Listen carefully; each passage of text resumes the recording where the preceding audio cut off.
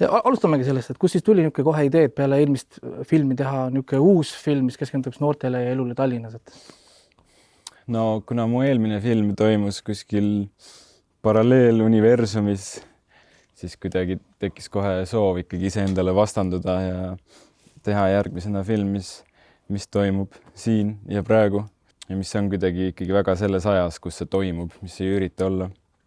midagi muud oma olemuselt. Oli ka soov teha filmi linna keskkonnas, et varaselt olin päris palju vändanud erinevaid filme, mis toimusid Eesti maakohtades ja loodust olin palju kaadrisse püüdnud, aga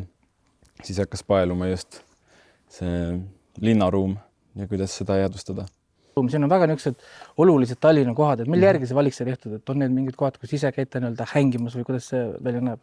No see valik sai langetatud selle pinnalt jah, et kus ma ise käin ja et mis kohtadega on mul endal mingisugune side, et see oli väga oluline minu jaoks,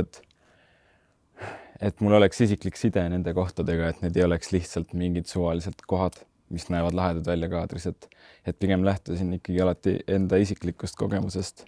ja kuidagi, et mis on mingid mõtted, mis mingites kohtades tekivad või mingid vestlused, et kuidagi, et sellest lähtudes valisin need kohad.